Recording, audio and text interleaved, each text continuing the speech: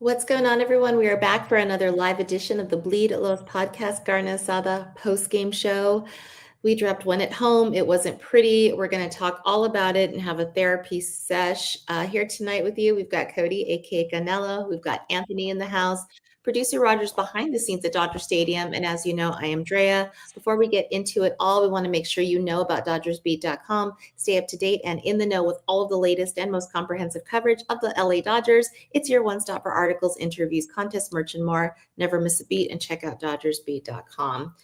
All right, fellas, the champagne is going to have to wait a little longer. Let's talk it out. Anthony, is there still hope?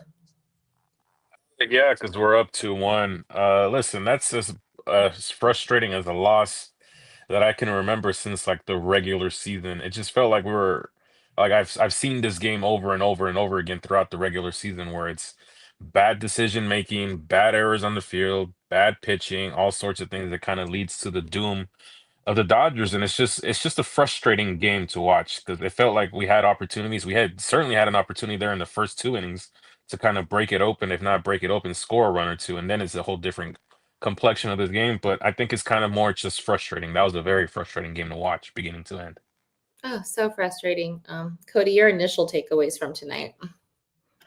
Yeah, I think, for the most part, even without Yamamoto having his best stuff, to get 3 runs, head into the 5th inning, you'll take that against this type of team. And, he was due for a clunker and it unfortunately had to happen today. But we were talking in our thread after the first inning, it just didn't look like anything was working for him. A lot of the stuff was being left over the plate. The splitter's kind of been a pitch that he's been searching for the last 3 or 4 starts now. But he's been able to get by with the slider and the fastball. And the Phillies were just biting on all of his off-speed stuff that was outside the zone, and then they were swinging hard at everything that was left in the middle of the plate. And Schwarber obviously took a really big swing on him, hit one 455 feet. Not a good pitch from Yamamoto there. And then, the bullpen, they kept it close. Banda did a good job, and then, you're still 3-1, then it's 4-1. You bring in Kershaw, and, essentially from the 7th inning on, I would just say that Dave Roberts did punt this game. It's a similar strategy that we saw them use last season because the offense, at the end of the day, failed the team today. They didn't show Dave Roberts any type of fight that they were going to either tie the game or try to potentially take the lead in the later innings. And Dave Roberts, made a decision to say, hey, I want these guys available for tomorrow. And in terms of guys, I mean, Roki Sasaki, Alex Vesia, Emmett Sheehan, and then the other arms that weren't using the Dodgers bullpen today. But it does suck to lose the way they did, have 8 runs dropped on you. But I'm not worried. I'm just a little frustrated just because it's a loss. It's our first loss of the postseason. Like Anthony said, we are leading 2-1 in the series. So we still have all the advantage here. We're not the team facing elimination tomorrow, but if they lose tomorrow, I'll start waving the, worried flag around. But I do have the most faith in the arms in the bullpen tomorrow. I think Glass now can, battle his postseason demons and give the Dodgers a quality start. But at the end of the day, it's up to the offense. It's up to the offense to get a good thing going against Christopher Sanchez, because in game 1, they didn't really have an answer until that 6th inning. Would he be on short rest or regular rest? So the Phillies are traditional. So 4 days rest, that's basically what, most starting pitchers were built up on. And that's what the Phillies have been running. For the most of the season, the Phillies ran a traditional, 5-man rotation, 4 days rest. Sanchez is the guy that made every one of his starts this season. It wasn't until the last month of the year that they ran a 6-man rotation once guys came back from injury like Aaron Nola. So he's ready. He's built for it. It's traditional rest for him. Thanks to all the off days that were kind of thrown into this series.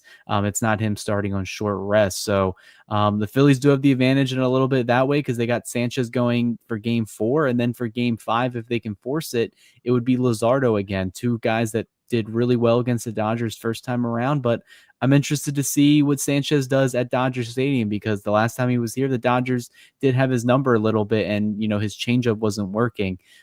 So like I said, we'll see how everything plays out tomorrow. It's a weird time for the game too, 3:00 Pacific. So there's going to be shadows. It's really going to come down to who scores like probably first and early. You'll probably hold it with the way the hitting's going to be in the later parts of the game with the shadows and the sun working. So it's up to the Dodgers to get to Christopher Sanchez at the end of the day. Scary. So, Anthony, give me your impressions on the decision that the Phillies made to go from to Aaron Nola to Ranger Suarez. So that was the right move for them, obviously. What were you thinking watching their outings? I kind of was confused with it a day ago, kind of like what's with this? Kind of like an opener situation, but I mean, we had Nola on the ropes there. He just didn't come through with it, but yeah, it actually ended up working out for them because they were able to save some of their high leverage arms for tomorrow, possibly. Yeah, look, there's nothing you can do when Ranger Suarez is on. He was absolutely on. Tommy Edman kind of got to him, ambushed him on that first pitch he saw, but as you can see, the rest of the ABs were just abysmal going forward. But I think the biggest key to tonight's loss is our offense. I felt like every inning we had guys on, and it just never materialized for us. It just ended up being like we're either swinging at the first pitch or we're just getting too desperate. We look like the desperate team today that was down 2-0 instead of being up 2-0. Usually you want to play these games with confidence, and it looked like we just had absolutely no confidence today. I don't know what ended up happening. It was such a weird like vibe and game. Yeah, Yamamoto didn't have his stuff, but I felt like the offense could have picked them up there. But yeah, I guess going forward tomorrow, it's going to be a very tricky game just because it's an afternoon game, that 3 o'clock game. The shadows will definitely be in play, but I feel like if we score early, like I said, if we scored early today, I think we just kind of see a lot of long faces over there on the Philly side. But I feel like today's victory kind of gives them a little bit of hope. The Phillies a little bit of hope. Like, hey, look, like they're human essentially. Like we can win one game, and that's kind of the mindset they have tomorrow. It's like just win one game and we go home basically. So that's why there's a little bit of fear in me, but I still have all the confidence that we'll pull out a victory tomorrow. Yeah, let's stick with a little of that confidence before we dive deeper into like the specifics of the game. Cody, history tells us that when you're up 2-0, that in the long run, even if we drop a game here and there, we'll still come out on top. Is that right?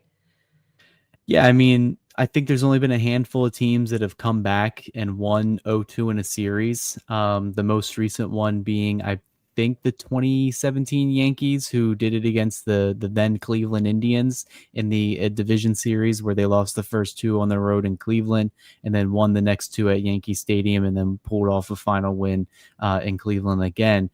So yeah, the Dodgers still have all the cards right now. Obviously, you look at the matchups and then you can be worried about facing Christopher Sanchez again. But now we get to see him facing an elimination game, and we've seen some pitchers crack under pressure. We've seen some teams crack under pressure. The Dodgers aren't the team that is, if they lose, they're going to go home tomorrow. The Phillies are still that team. And if you would have told me going into game 4, the Dodgers were leading 2-1 in the series, I think we would all be like, yes, that's awesome. Like, we have a chance to clinch it home. I'll take that 10 out of 10 times. It's just that the Dodgers, we got a little greedy because the Dodgers took both games in Philly, came back home up 2-0 in the series. So you might as well just say, you know what, go for the throat, like we were saying in the pregame, and get the win here. But the Dodgers offense just didn't have it today. You hope that they have it tomorrow. I'm assuming, they're going to play the matchups again. I'm assuming Max Muncy won't start versus a lefty. You'll probably see Miguel Rojas in there. They'll do some lineup construction like what they did in game 1. But it is, at the end of the day, it's up to the offense. Last year, the Dodgers offense averaged like almost 10 runs per game in the postseason. That was why they steamrolled pretty much everybody besides the Padres en route to a World Series title. And so far, this October, besides, the first game against the Reds and, a little bit in game 1 against the Phillies here, their offense really hasn't done too much. No power, no extra base hits, kind of getting their walks and some singles, and then, advancing runners with outs and sac flies, stuff like that. And that's just not how the Dodgers got things done this year. And you're going to want to see some more slug tomorrow, or else, Tani's one of those guys that everyone's pointing at for good reason. Didn't have a good game tonight. Mookie Betts had the leadoff triple, but even then, it's like if Marsh doesn't decide to dive for the ball, it's probably just a single at best in that scenario. And the Dodgers ended up not scoring there either. I think you're going to look at the line score, 8-2 that they lost today. This was on the Dodgers offense, not the pitching. Because if the Dodgers offense had remotely anything, of life Dave would have, pulled the trigger on certain guys to use. Kershaw wouldn't have been going in 2 innings, maybe not even appearing at all. So it's really up to the offense here for today and tomorrow. That's going to be if they win or lose this series. If they lose tomorrow, all that.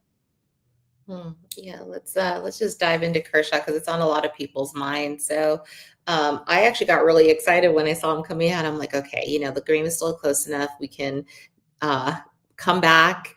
And I really thought that we would have one of those prime Kershaw moments where the whole stadium erupts. Anthony, what were you thinking when Kershaw was out, and was it the right move to bring him out for the second inning initially when Dave Roberts first did it? No, it was not the right move initially. We were talking about it in our chat that he kind of escaped that 7th inning with his life, essentially. Like the Phillies ran into an out there with Schwarber, and Turner kind of miscommunication on that double steal, not really committing to it, and we escaped there narrowly. And I understand not using your high leverage guys there, but again, I can't believe I'm advocating for this guy here because I kind of put him down all season. You have Tanner Scott in that bullpen. Like, why not give him a shot just to see what he has? Like, if the sink is Right. gonna ship, at least like if he goes out there and tosses a scoreless inning, then we have something there. But like, On kind of leaving Tanner Scott, they said he wasn't there today. Personal reasons. That's why he wasn't used. When was that announced? I never heard that. They asked Dave and just now, and he said he wasn't there. He also wasn't introduced in pregame introductions, and I guess nobody knew. So I guess we'll find out tomorrow. Maybe he went AWOL. Yeah.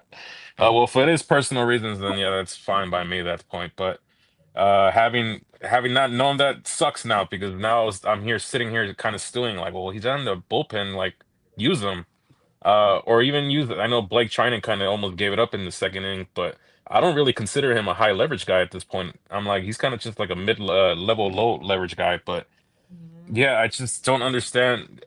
Just leaving Kershaw out there to die was kind of just like frustrating because it kind of turned into a BP session at one point. Like these guys are kind of just nailing off him, and I felt bad for him because like there was no one warming up there to kind of save him, and it's like, oh, he's gonna have to just eat this 8th inning, and like however many runs is gonna end up like tallying, it's gonna be it. But that was just very like unfortunate to watch, and it was kind of very miserable to watch because it kind of a lot of people are probably going to run away with those old postseason narratives. You know what it kind of reminded me of?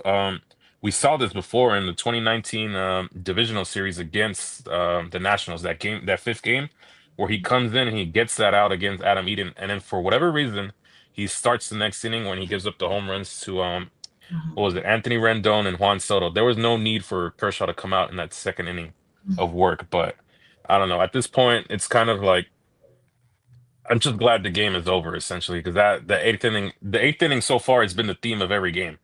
I feel like it's going well, and then like we just reached the 8th inning, and like it just starts to trend downward. But yeah, that was just rough to watch. Having to sage that 8th inning, it's definitely like just all the Dodger fans that were anyone home, anyone in the stadium, you have the pit in your stomach, like, okay, this is where it either goes astray or we're gonna eventually overcome that. But yeah, I've already seen that stuff on Kershaw. The postseason Kersh memes have come out, the talk, and I really think that is not good for his legacy, and so it really hurts me because it's bigger than just one game. Were we likely to lose or drop a game? Absolutely, but it just hurts it being in this fashion and Kershaw having had to go through that many runs that he gave up. But yeah, let's talk about the Phillies hitters. They were on today. You got Kyle Schwarber really showing out. You've got just having the timely hits, and they one after another. They're contagious. Hits usually are. But Cody, were the Phillies just due for just a hitting sesh? Is this just kind of like we're going to see it at some point? Yeah, I think today, starting off the game, they were swinging early and swinging often, and they were swinging hard. They were taking a lot of hard hacks against Yamamoto, and I noticed it just right out of the 1st inning. Like, even though they were getting early contact, it wasn't necessarily weak. A couple deep fly balls and some, hard exit velos on a lot of those ground balls. So I thought maybe the Phillies just had a really good plan of attack for Yamamoto today, who clearly just didn't have his best stuff, and they kind of carried that throughout the rest of the game. They only got 3 runs in the first handful of innings, and then things really got out of line when Clayton Kershaw comes in, and the Phillies end up dropping a 5 spot in the bottom of in the top of the 8th. Yeah, I think the Phillies were due. Schwarber wasn't going to go hitless the entire division series. That would have shocked me, and that really would have probably meant that the Phillies got swept. But Trey Turner 3-hit day, Kyle Schwarber 2-hit day, Bryce Harper looked good at the plate, Alec Boehm doing his thing in the 4-hole as well. Other than that, everybody else in the lineup besides Real Muto, they didn't really do much else today either. I expect the Dodgers to have a different plan tomorrow, with their best pitchers going. Glass now has been hit or miss in October, but he's looked really good against the Phillies throughout his career. And he looked okay against them in game 1 of the division series. So we'll see how long his leash is tomorrow. But yeah, I think the Phillies, they're a good offense. I mean, they're one of the best teams in baseball. I knew that today wasn't going to be an easy match just because this is a team that has 96 wins. They're looking for their season to not end. So this was a must-win game for them, and they treated it as such. Rob Thompson, besides bringing in Suarez to face Edman, he did pretty well today managing, and had a really good game. The whole Phillies team did. They needed this win. Would I say they have momentum going in tomorrow? Yeah, you could say that. But I think the Dodgers, like we said, they have all the cards in their hands. They have 2 games. They have 2 potential games to win 1. And that's really all they have to do. That's the way I would look at it. If they lose tomorrow, then, like I said, I would start hitting the panic button. But yeah, the Phillies looked good. But how much credit am I going to give them for that 8th inning when Kershaw clearly was just left out there to kind of just eat it? And they kind of fed off of that. And yeah, you can take some good swings and feel good about yourself, but you're not going to see Kershaw tomorrow in a game at all. You won't see him in a game 5 either, unless the Dodgers are up by 10 runs. I mean, that's the last time you'll probably see Kershaw in this series, at least. Maybe the postseason, if they want to take him off the roster in the next round if they advance. But yeah, you're going to see a different Phillies attack, and you're going to see a lot of different Dodger pitchers as well. That's good news. It says there was some things I was a little concerned about. Anthony, talk to me about postseason Pajes. A little bit different than regular season Pajes. He looks like regular season Pajes, but like that first month of the regular season. Yeah, it's been really, really bad for him at the plate. And on defense too, I know he had that error, kind of ricocheted off Bryce Harper's leg there at the end, but I feel like he's kind of just in his own head right now. I don't know whether it's just the moment just got to him, or it's just like the Phillies have this game plan against him where they kind of know that, hey, Andy Pages is going to go out there and kind of just swing at everything. So kind of just like force him to just swing at bad pitches essentially. But yeah, he's been really, really bad, and I thought he would have a really good series this series just because of the guys that he has in front of him. He kind of can hide behind them and like have come up in big situations, come through. But he's been really bad to the point where like I feel like it's almost an automatic out. Essentially, it is an automatic out. He only has 1 hit throughout the whole series, but yeah, I just can't figure it out whether it's just he's trying too hard, the Phillies haven't figured it out, or like he's just in his own head. But I just tomorrow I hope he figures it out because he's gonna have another opportunity against Christopher Sanchez, kind of another time to see the guy, another chance to kind of just rewrite this narrative that he has going on right now. Because right now he looks like the version of himself in April, and not the guy that was almost an all-star. Yeah, I hope he does because we have been just so impressed with him, week after week, month after month. And I was expecting him to have one of those types of series where it's like he's really going to do something that's going to get, highlight reel. Or I was just, a little surprised by his lack of production, just as much as I kind of am about Shohei. I mean, Cody, would you agree that we kind of need Shohei to show up, especially in those big moments to give us a chance? Yeah, I mean, this offense lives and die with Shohei, and Otani really hasn't done much in this division series. He hasn't really done much since game 2 of the wild card series. I think he's only got 2 hits over his last 20 so at bats. So that's something that needs to change if the Dodgers want to, continue this October run. And if they want to avoid going back to game 5 in Philadelphia, it's going to be a tough task for him because he's facing Sanchez, who basically dominated him in game 1. Hasn't looked good or comfortable at all against any of the left-handed pitchers the Phillies have thrown at him, except for Matt Strahm, which is where he got that lone hit of the series, an RBI single. But other than that, yeah, Otani's kind of looked lost. He did almost, get a Oppo home run off of Suarez. So maybe you take some of that into the next game. But yeah, the Phillies have done a really good job neutralizing Ohtani at the top of the Dodgers lineup. Other than that, everybody else in the lineup has kind of looked pretty good at the plate, minus Anti Pages and a little bit of Freddie Freeman, who hasn't really done much of this division series either. But Mookie Betts, Teoscar, Kike Hernandez, Will Smith had a little knock today as well.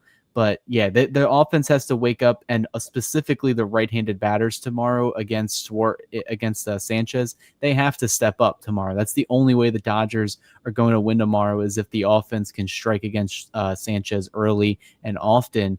But I have to see it to believe it. And so far, the offense hasn't really clicked entirely. We mentioned it before the show or before the game today. Not much pop. You need the pop. You need some homers. And they got close for a couple of them. A lot of them died at the warning track today. And the Phillies ended up providing most of the power and the fireworks tonight. So hopefully LA can flip the script tomorrow and start hitting some bombs. Yeah, I'm seeing in the chat, we definitely have to expect more from the bats tomorrow, because minus Tommy Edman, who we can argue is like the one who did show up today, we're definitely going to need some production there, or we're going back to Philly. Anthony, talk to me about Jack Dreyer and Anthony Banda. When you were watching them, they put up a couple of zeros today. Is it a silver lining that they actually got to, get some outings and get some experience and probably get some confidence? Yeah, they looked solid, both of them. Anthony Banda, especially with that bases loaded jam. They've kind of solidified themselves as guys that I would want to see going forward. They kind of lived up to that moment. Anthony Banda had a lot of big moments in the postseason last year. I'm kind of surprised we haven't turned to him as much this year. But yeah, that was a very big moment for him. Same for Jack Dreyer, especially after the incident that he had. He kind of came into that game in the wild card, kind of like in a fireman situation, kind of just put out the fire, and he looked impressive tonight as well. So those are two names that I would like to see going forward. If we do advance and further rounds and stuff like that, I have confidence in them to kind of get the job done for us. Yeah, I definitely hope so. But I kind of, in a weird way, think it's good that we got to see them and they got a chance to come out, because if it had been a close game or any other type of game, they might not have had their chance to show what they can do and show themselves what they can do, because provided that we go to the next round, which is still likely, they're going to need to have their confidence built and not get too rusty. So yeah, let's go ahead and talk about what we hope to see the next game. We have Tyler Glass now going up. We have Christopher Sanchez. Odds that you guys think we're taking tomorrow's game and not going back to Philly? I would say it's pretty high, just because most of the time, you go up 2-0 in a series. Most of those series don't go to a game 5. I think the Dodgers put themselves in a good position to kind of, not really tank today, but if they had to choose a game to lose, if it was this one, they would be set up for tomorrow. Tyler Glasnow is a true wild card. Sometimes he's on, but then sometimes he either struggles with command, walks, he kind of gets emotional on the mound. So that's going to be what I'm looking for. Roberts does a good job reading that. So I would say any sign of trouble that he gets into, he's going to go to the bullpen. Emmett Sheehan's a guy that can go 2, 3, or 4 innings if need be. And then you kind of work your way down until you get to Roki Sasaki in the 9th. They just have to get a lead tomorrow and then run with it. Hopefully get the most out of Glasnow that you can get. He should be well rested. Only one appearance since his last regular season start. But yeah, it is a risk with Glasnow because he is that wild card in the starting rotation. And then it's going to be interesting. Those are the bullpen arms that are available: Vesia, Sheehan, and Sasaki. If they have a lead and it's a decent chunk lead, like, do they bring in Snell from the bullpen? Do they bring in Ohtani from the bullpen? I know Dave Roberts said that wasn't on the cards for them, but at that point, you don't want to go back to Philly for a game 5, because then it really is just up in the air. If you have those two available, ready to pitch and close out a potential series, I think you're going to see the Dodgers take that risk and put one or both of them out there in this game. But yeah, you're not going to see Kershaw again. You're not going to see any of these low leverage guys. And then for the Phillies side, you're not going to see Aaron Nola. You're not going to see, Ranger Suarez tomorrow either. And so the Phillies, they do have Duran. They got the advantage of not using him today. So we'll see him possibly go in for a multi-inning save, depending on how things shake up. But I think being up 2-1 in the series at home, day game may throw things off, but I would still say they have the advantage tomorrow. So yeah, Anthony, are we throwing the kitchen sink at them tomorrow to make sure that we don't take this back to Philly? You would kind of have to if you find yourself up late game situation. I would kind of just empty out the tank. Try to secure the win because then you secure yourself a couple more days off going into the championship series. We're actually kind of lucky that the Cubs were able to force a game four as well too. So there's no Brewers kind of waiting there for us, waiting for kind of licking their chops at our empty bullpen arms and stuff like that. But yeah, I kind of play the game kind of early, just try to feel it out, see if Sanchez is on or not, and then you kind of go aggressive from there. If you do find yourself up early, then it kind of start to force yourself to like, okay, let's see how Glass now goes, and then I don't know, around like the fifth, sixth inning, if he's still on, you leave him in there, and if he's not, and you find yourself in a situation where you think we have an opportunity and to win this game, that's kind of when you start bringing out like Emmett Sheehan, Alex Vesia, and Roki Sasaki towards the end of the game. But yeah, I kind of early on, I kind of want to play it as normal as possible, and then if I find myself up, that's when I kind of flip that switch to like, okay, we have a chance to win this game. Let's go for the kill here, essentially. I think we have to. I think we have to go for the kill. I do not want to go back to Philly because then at that point, Philly thinks like we can take this. We got the last two in Dodger Stadium, and now I feel like it's going to shift back in their favor. One positive thing I'm seeing in the chat is if they would have won, it was Tammy says 5 days off would have been too long, and they would have been rusty for the NLCS. You agree with that, Cody? Yeah, I mean, you don't want too many days off to cool off some things and get out of a rhythm. But I think we were all a little foolish to think of sweep here. I mean, I know me and you predicted, Dodgers in 4. So I'm kind of still sticking with that. I figured the Phillies would at least get one win. And this is a win that they needed for themselves, the fans, the city, to show that they had some fight. Now it's up to the Dodgers to snuff that entirely tomorrow and end it.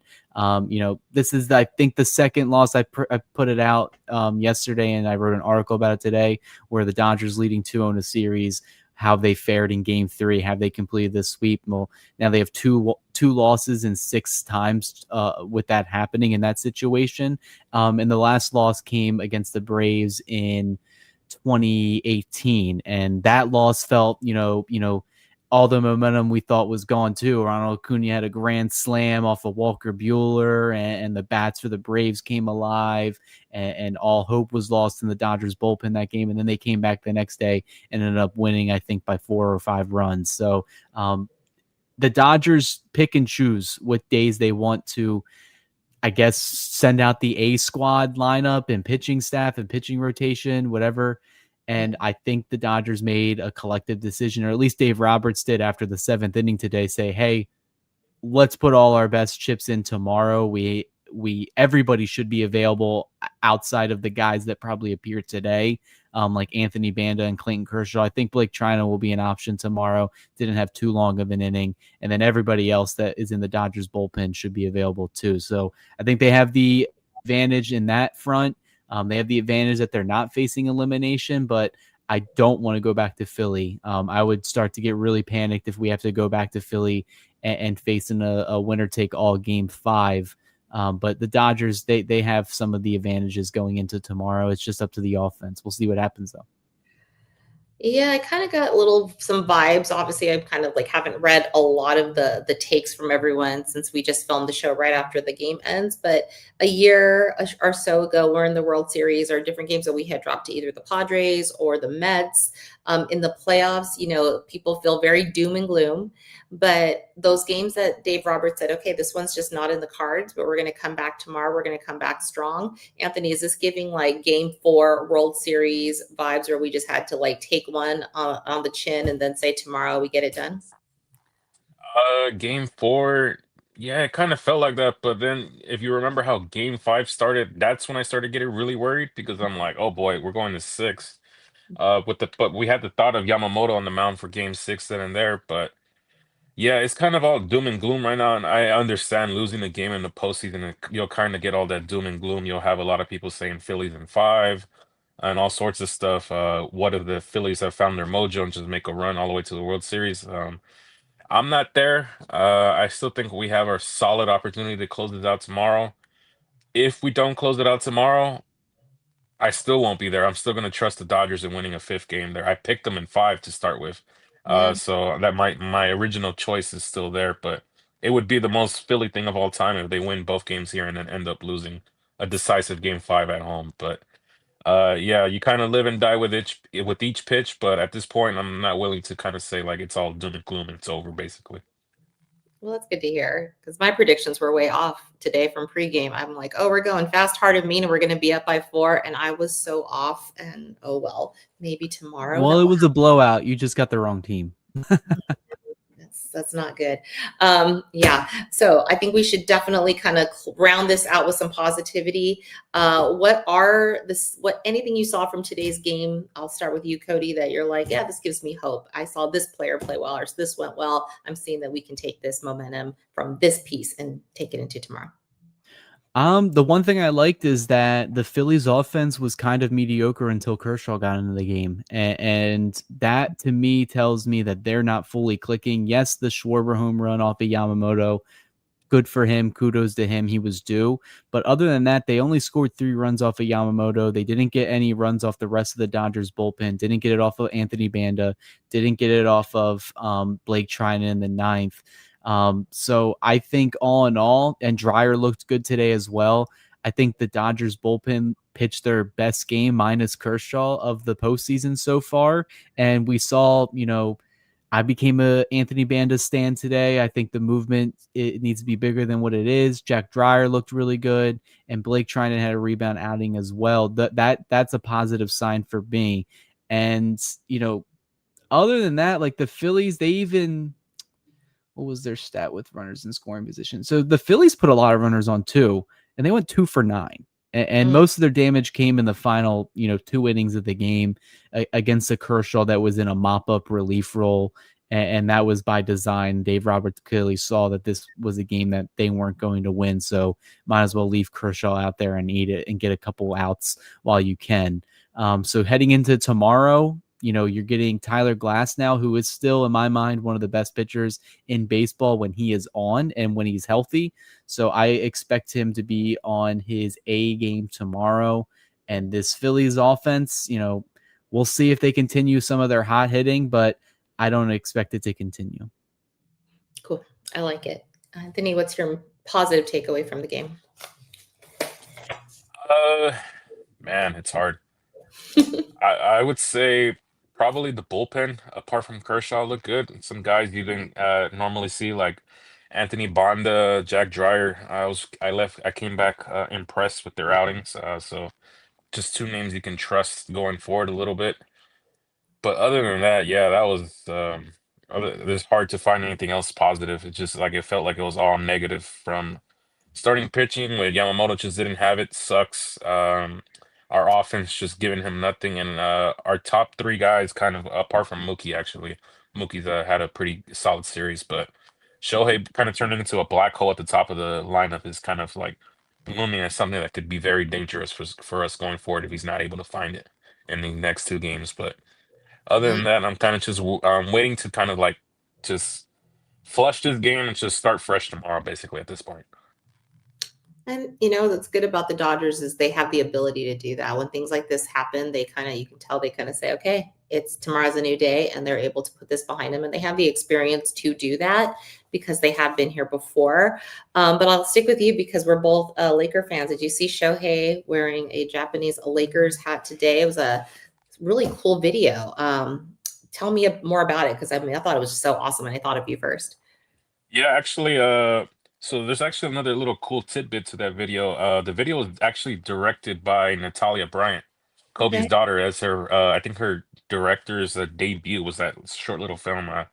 Yeah, I thought it was pretty cool. It also reminded me that technically Mark Walter does own the Lakers now. I just like the season has been so long, and we forgot that even, well, I forgot that even happened. But yeah, kind of excited for that going forward, and like.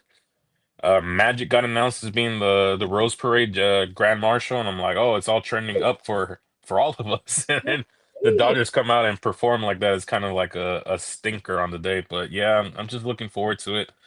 Hopefully, tomorrow's game we're talking about potentially playing the Brewers or the Cubs because this today kind of sucked. I'm not gonna lie, it sucks. Yeah, we need a palate refresher. I want to be in 24 hours doing our post game show, and watching all the footage of them having their eyes burned from champagne and definitely talking about the NLCS. So I'm going to manifest that because I really felt, Cody, in our pre-show that it's going to be today or tomorrow. So it's tomorrow, whatever. We'll flush today. It's not going to happen, but it will happen soon, very soon. But yeah, I am all good with my notes. So our prediction is going to stand from the original places: Dodgers in 4, Dodgers in 5. We'll stick with that. And yeah, any final words, Cody? No, I just think tomorrow is a must win. I would hate for this to go back to Philadelphia, but if that does happen, so be it. I would like whoever's on the mound in Game 5, whether that's Ohtani or Blake Snell. But tomorrow, I do like their chances. I know a lot of people are kind of, not too confident in Tyler Glass now on social media right now because of looking at his postseason success in the past. So, but I have the confidence in him. I have the confidence in the Dodgers pitching. It's just up to their offense. If they can score off of Sanchez, which is a tall, tough task, I will feel confident that they will close it out and win tomorrow. It's going to be a weird game, weird time, but hopefully when we do the post game, we are celebrating with the team. Absolutely. And yes, we'll definitely all be here for post game. It is at a weird time. We'll definitely be at work at the beginning, but having it on my phone. Anthony closes out. Final words. Let's be positive for tomorrow. Words, I think just today the vibes were off from the beginning. I've had a very frustrating day at work, personally and stuff like that. So I just felt like it was going to culminate in a stinker that was today. But I'm still confident going tomorrow. I feel like we have a very solid chance at winning the game tomorrow. I'd be very surprised if this heads back to Philadelphia. So Dodgers in 4. That's my final say for today. I'll take that. I will take that. So yes, Dodgers in 4. So I believe that we're going to be having all the interviews on our YouTube channel. So please check out the Bleed Lows podcast for all, the pregame, the postgame. We have it all for you so you can catch everything and not miss any of the news that's going to be coming out this evening and tomorrow. And Cody, where can we find your articles with Steve Webb too? Yeah, DodgersBeat.com. I'm sure we'll have a lot of stuff to write about tonight and tomorrow, kind of digesting this loss, going over the panic from a lot of people and kind of on social media. And then I'm sure Dave Roberts' post game is definitely going to be interesting. I think I saw it was almost 10 minutes, so we'll see what he discussed. We'll have all those interviews in written form if that fancies you and on the website, and then that'll also be uploaded here on our YouTube channel. So yeah, be sure to check it all out, all of our content. We really appreciate it. Yeah, it is late where you are, so you're definitely going to have to get your rest tonight. So always appreciate you doing these post games because then you're 3 hours ahead of us here in LA. But yeah, absolutely check out DodgersBeat.com. Check out the Bleed Lows podcast YouTube channel for all of the content. You can find us at our handles. Don't see them on screen, but I'm going to go ahead and try to do them from memory. But you can find me, Drea, at Ravine Queen 1958. You can find Anthony on X at Anthony Acosta _, and you can find Cody on X at Snavely Cody 6. I think I got that right, did I? Nailed it. Yeah, nailed it. Okay, memory. All right, guys. So until tomorrow, we're going to take it. It's still going to come out our way. So for all the people in the chat, thank you for joining us. And for all the people watching, thank you for joining us on this Bleed Lows podcast postgame edition. Until tomorrow, let's go Dodgers.